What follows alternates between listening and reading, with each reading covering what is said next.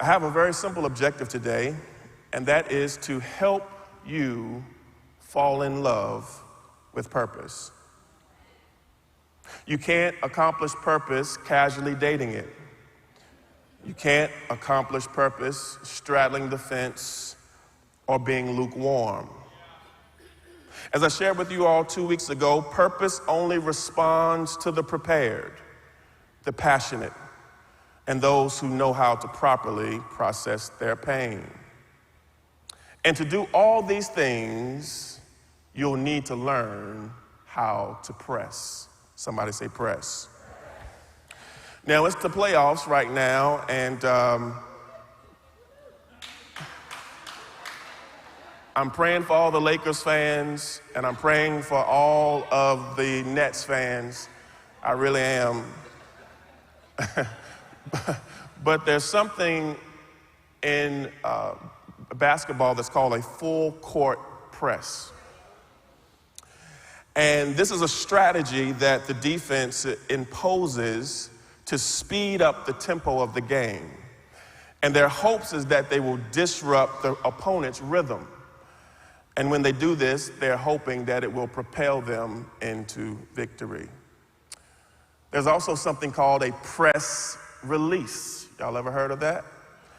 That's when the media or the news, for the purpose of providing information, creates an official statement or making an announcement directed for public release. It says that this is serious, this is noteworthy, and you should pay close attention. There's also something called a bench press for those of you who exercise. And you know that when you bench press, you put a certain amount of weight on yourself, your chest mainly, and you hope you can get it off of you. But why is it called a press? It's called a press because no matter how you feel after you start, you have to get that weight off you. It's called a press. Some of you pressed your way to church today.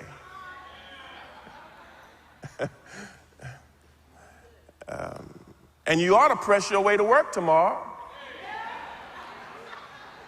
Because somebody, no, seriously, somebody is praying and believing and waiting for the job you have right now.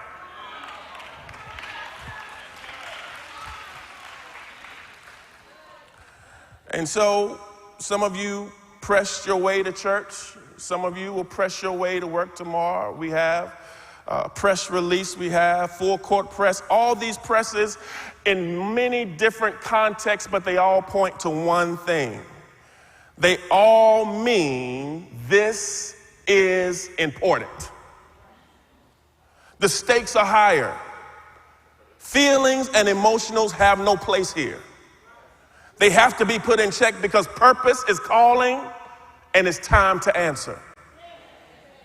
There's no more room for emotionalism. There's no more room for I don't feel like it today. When press calls you and when purpose calls you, you have to dig in and get the job done.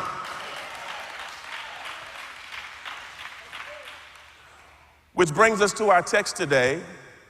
On the heels of Mother's Day weekend, our featured character today is the nameless woman famously coined as the woman with the issue of blood.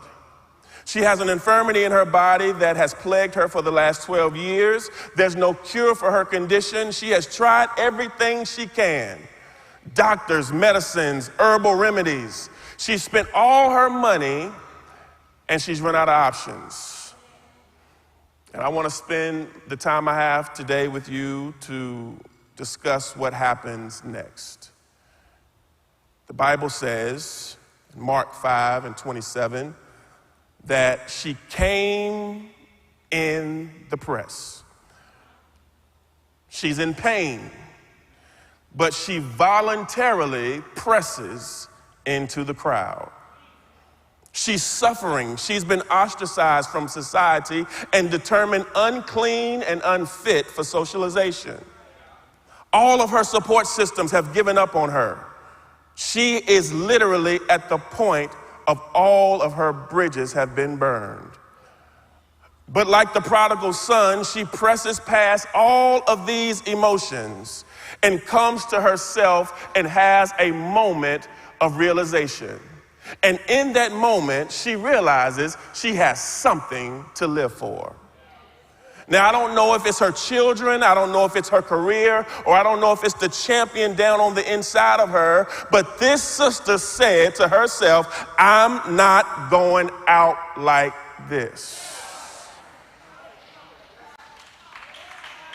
And I believe there's at least 10 of you here today that can relate to this woman with the issue of blood.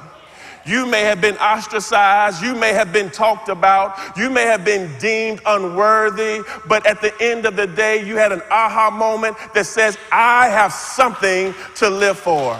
It's time for me to press. It's time for me to come out of this pity party and begin to press into what God has for me. There's more for me on the other side of this if I can just press. Somebody shout press.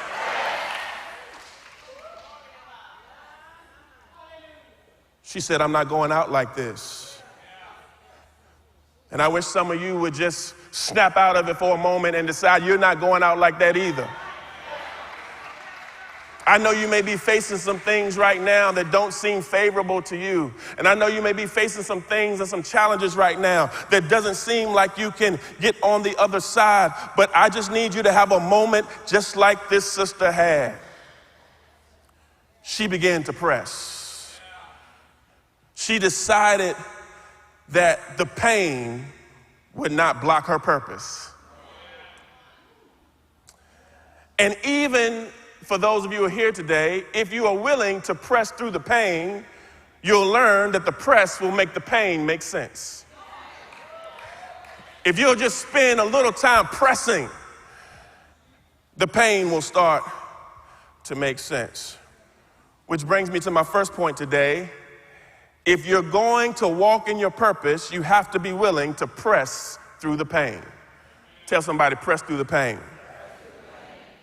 When a mother gives birth, there's a certain measure of pain that's anticipated. When someone has decided to get back into shape, there's a certain amount of pain that's anticipated. A runner begins a marathon knowing that in order to finish and raise their hands in victory and experience the exhilaration of completing the race, when they start the race, they understand there's a certain amount of pain that's anticipated to finish. This, my friends, is the press. Somebody say press. The challenge with purpose is when we don't anticipate pain, it causes us to retreat instead of pressing forward. We misdiagnose our infirmities as breaking us when it's actually birthing us. And you might want to write this down, because when your will is breathing its last breath, your purpose is breathing its first breath. Sometimes complications are actually contractions. Sometimes when you feel as if you're going through something that's unbearable, sometimes it's just a contraction that God is showing you you're about to give birth to something amazing. It's the inevitability of pain. It's going to come. You cannot avoid it. But it is the intentionality of your press that will cause you to overcome the inevitability of pain. The second thing, are y'all okay today? The second thing I want to help you with today is that she pressed through the crowd. She didn't let the crowd come between her purpose. She decides to press instead of pause. Why is this important? Because the opinions of others could have paralyzed her out of purpose. The opinions of others could have frozen her and caused her not to move any further. The opinions of others and the diagnosis they had put on her could cause her to actually believe what they were saying.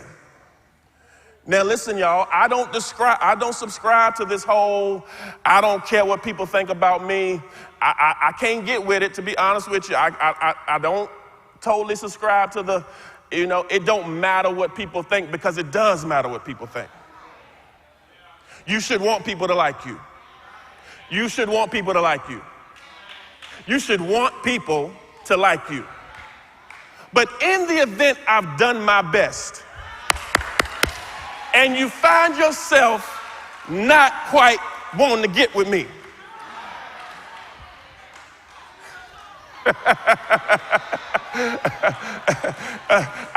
I want you to like me. I really do. And I care what you think, up until the point that I know I've done my best. And after I've done my best, and after I've tried my best, and if you just so happen to decide that you don't like me, guess what, baby? You can't stop my press. I have to keep going. I gotta keep pushing. I gotta keep living. I gotta keep going. There was a song in 1989 by a group called Soul to Soul, and it said, keep on moving, don't stop like this. Y'all going too far. Y'all going too far. Okay. But we gotta keep on moving. And that's what she did. She kept on moving in spite of what was being said about her. And for those of you, I must have a Gen X church, because y'all knew that song. But for the millennials, I think Puffy Combs said, I thought I told you that we won't stop. I thought I told you that we won't stop. See, because you need to get in your mind that when people figure out that they don't want to support you, when people feel like they don't like you, and you've done everything that you could, I'm telling y'all, you got to keep on going. You got to keep on building. You got to keep on doing what God told you to do.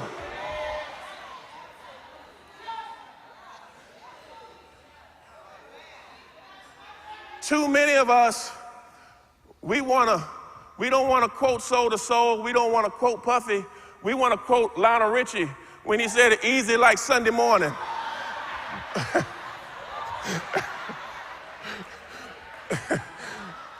But I'm sorry, but I can't find anybody in the Bible or in secular profession that has did anything significant that was easy. I can't find anybody anywhere that has changed the dial, that has moved the scope, that has been a trailblazer and caused the things to shift in their region, in their city, and it was easy.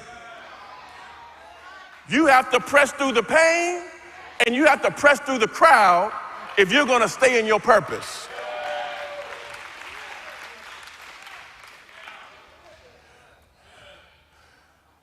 I'm not trying to lead the people that want it easy. I want to lead the people that say it's worth it. It might not be easy, but tell somebody it's worth it. It sure is a press to exercise and wake up a little earlier, but it's worth it. Sure, it's a press to give your time to God in the mornings and pray a little bit and talk to him and have your quiet time, but it's worth it.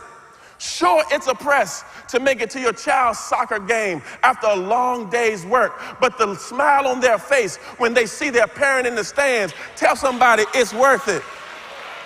Sure, it's a press, and the mayor can appreciate this, to create programs on hunger and homelessness and gun violence and financial illiteracy. But guess what, y'all? Tell somebody, it's worth it. Sure, it's a press to make your spouse feel appreciated and rare and just like y'all met for the first time. But guess what, y'all? Go out of your way and do it because it's worth it.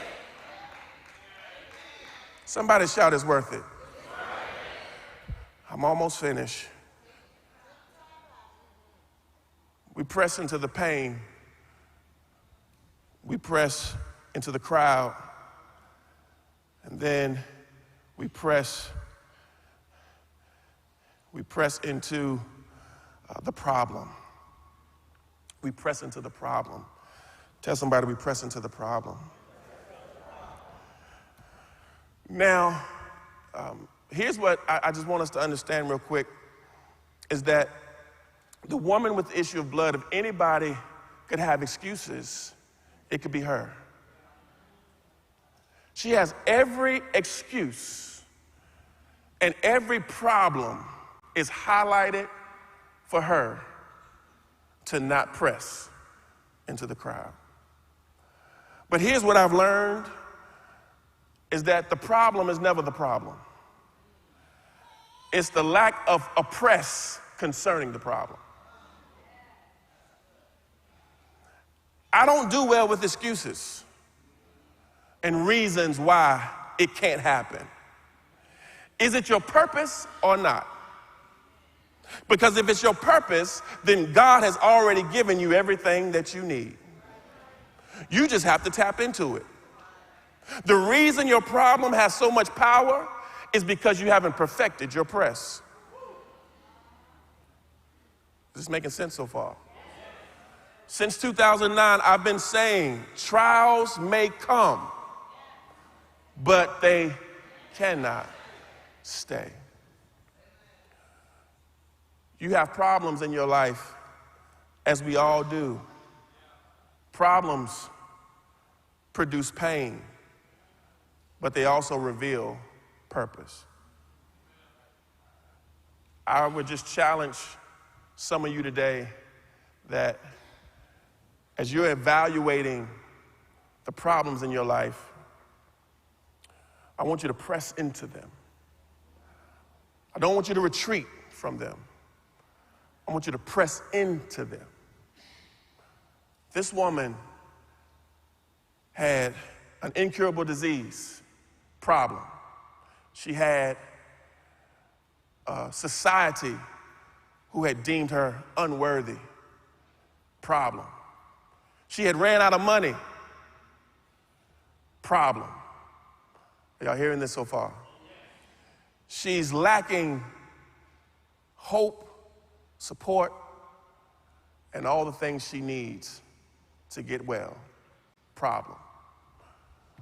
But instead of focusing and dwelling on her problem, instead of complaining about her problem, she began to press into the problem. Our feature text today says she pressed into the problem. She went toward the problem. She surrounded herself with everything that was deemed to hold her back. But here's how she was able to successfully navigate her problem. Because she heard something. She heard about a man that had come to town. She heard about a man that had healing powers in his hands. She heard about a man that the multitude began to follow and surround him. And the multitude began to follow this man because they saw that he was powerful. They saw that he was able to do miracles. And so therefore, she heard about this man, and she said, if I can get to him. This man seems to not fit in the box of the traditional methods of healing. He doesn't seem to just appeal to the rich and the affluent. He doesn't seem to just go into places and mingle with the religious and the righteous. He seems to find himself on level playing ground with anybody who needs his help and is willing to call on his name. He seems to show up for them. And in all of her understanding, typically if I spend enough money, I can get healed. Typically if I have the right zip code, I can get healed. Typically if I have the right last name, I can get healed. Typically, if I have the right connections, I can get healed. But she heard about a man that didn't care about her last name. He didn't care about her zip code. He didn't care about how much money she had in the bank. But there was a man that she heard about that said that I will be willing to serve you as long as you recognize that I am the I am.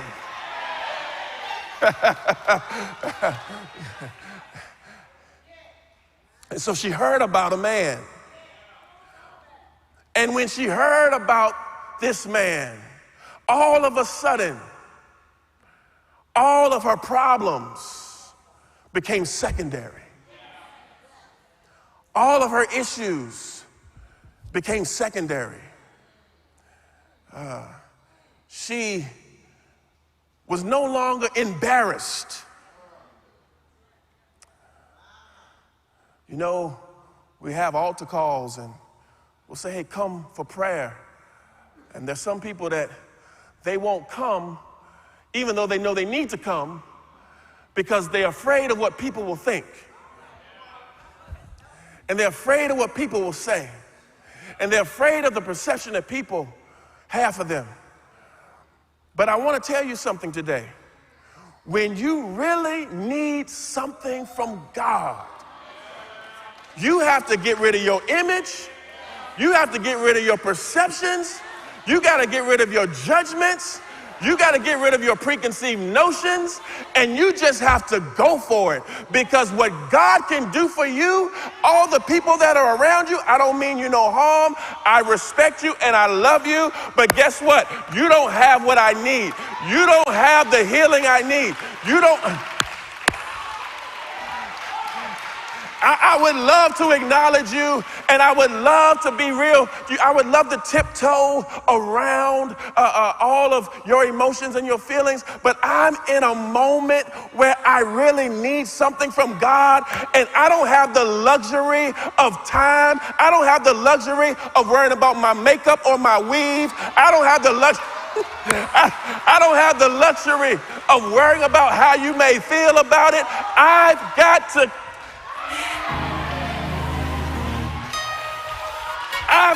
to go after what God has for me. My purpose is on the line. My destiny is on the line. My healing is on the line. My joy is on the line. My peace is on the line. My children are on the line. My family is on the line.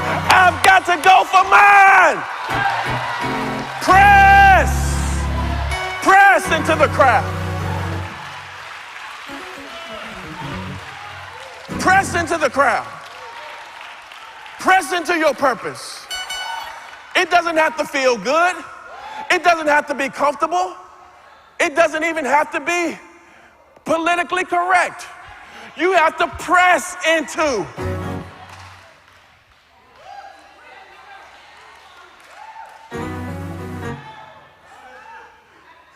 See, I know the problem. Here's the problem. See, the problem is we've gotten spoiled, y'all. Because here's the reality. There are people in third world countries that walk 5 miles to church in the mud and rain, and they'll go under a little metal roof with holes in it, and it's raining on them while they're worshiping. Barefooted. Thank you, Pastor Josie. Barefoot. Many of them didn't eat the night before.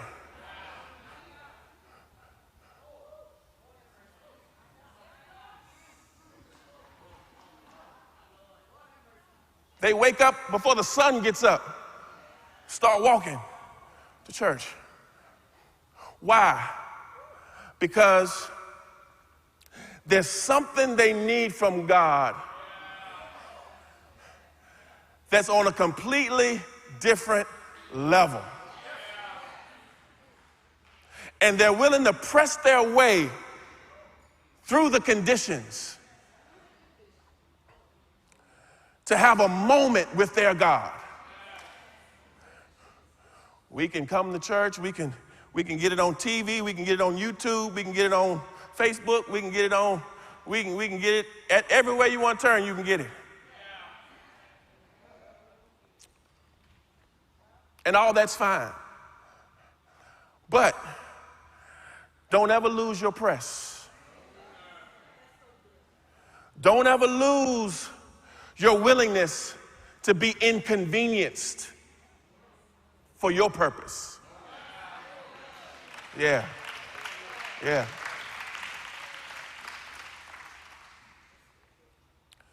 Because God wants to do something great in your life. There's so many of you who have so much purpose inside of you, so much destiny inside of you, so much greatness. But sometimes pain will cause you to retreat. Say, maybe it's not me. Maybe I'm not good enough. Maybe I'm not worthy. Some of you have so much purpose, so much greatness in you, but the crowd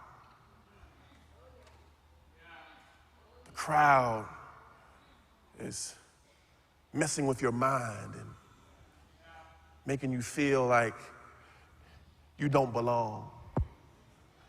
You're not good enough.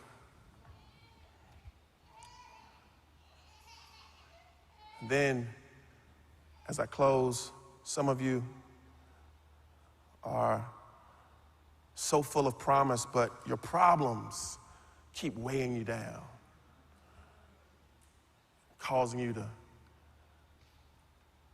not pursue everything that God has for you.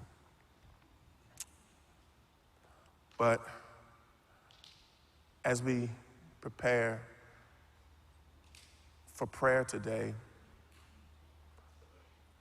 I want you to consider everything this woman with the issue of blood went through to get to her purpose, to get to her moment. Her money couldn't do it. Her relationships couldn't do it. It was only this man she had heard about. And I think the reason why it was so profound and powerful when she encountered Jesus was because of her perception of him before she met him. See, as you come to the altar today, it matters how you come. Because if you're skeptical, then it breaks down the fibers of your faith. She said, if I can but touch, which means she set her expectation, which means she set her faith. When you come, don't come, well, I guess I'll try it one more time. Don't come, well, since he asked me, no, come with the mindset that if I can but touch the hem of his garment. Now, none of us are Jesus. None of us stand in his place. But we stand as a conduit to stand in the gap and believe with you. For the Bible says, where there's 2 or 3 gathered in my name. And so our ministers are